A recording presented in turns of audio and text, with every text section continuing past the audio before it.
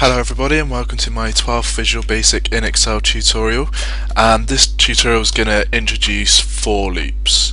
So if I bring up Excel, and what I'm going to get this program to do is quite simple. I'm just going to get it to put 1, 2, 3, 4, 5, 6. So if I bring up the editor and create a new module and sub fill series, and then I'm going to use what's called a for loop. Now I'm going to put the coding in and I'm going to explain it afterwards. So you have for, and then we need a variable. So I'm going to call my variable counter equals, and then we want what it's going to be to start off with, 1. So we don't need to put dim as integer or anything because it automatically will create this variable anyway, and we want it to go to 5, and then put next here. So what this is going to do is it's going to put counter equal to 1, and then it's going to run the code, and then when it gets to next it's going to come up here and it's going to make counter equal to 2, and then it's going to run the code, and then it will get to here and go next and go 3, and then run it, and then go next and then do 4, and then go next and then do it as 5. And then when it gets to next, then because it's already done 5 and we've put only to do to 5, it will then carry on with the rest of the code. So what do we want it to do within this? Well, I want it to put in each of these cells 1, 2, 3, 4, 5. So we'll have this workbook dot sheets sheet 1 dot cells, and we want row 1, and then for the column it's going to be changing each time. So I want to be using, instead of just putting 1, 2, 3, 4 or 5 and writing it out 5 times, I'm going to use the counter variable.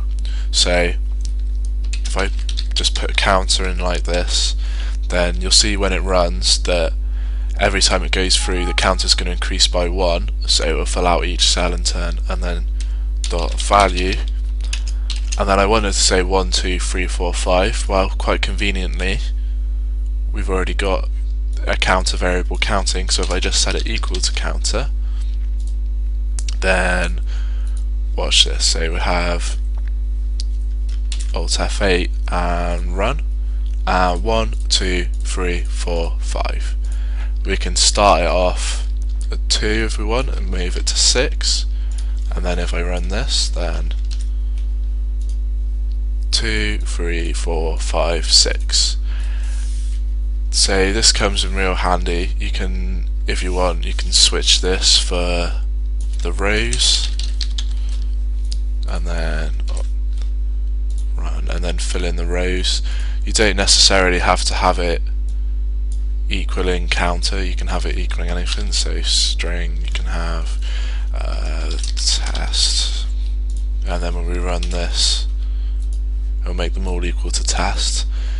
You could you can also say you can nest a for loop inside a for loop. So if I put for row counter equals 1, 2, 5, and then put another next down here, then so we've got one for loop inside another for loop. I put this as 1 to 5 as well, and then we get it to display counter. We'll have that as row counter and counter, and then we want the value to be equal to, say, row counter times counter. So if we run this now, run, and we got 1, 2, 3, 4, 5, we've got 2, and then we've got our 2 times table, we've got 3, and our 3 times table, we've got 4, and so on. And you can do this for as much as you like. You can make this go to 100. Say you could do it to any number. And if I zoom out a bit, because otherwise you're not going to be able to see, and zoom in a bit, if I run this now, then it gives you all your times tables all the way up to 100, and then going all the way to 100 until eventually you've got 100 times 100, which is 10,000. So that can be pretty useful for quickly filling in lots of cells with certain values. The other thing you can do is you don't necessarily have to put the numbers of these variables in straight away. So if I delete this and we create a end row and a end column, if we make them integers and then make end row equal to 10, end col equal to 10, then instead of putting 100 we can have end row and end col. And then if we run this, zoom back in a bit, then it will run all the way to 10. So that comes in handy as well. And that's pretty much for loops. Best way to get used to them is just to practice them. And so thanks for listening, and in the next tutorial I'll be going into while loops. So I hope to catch you then.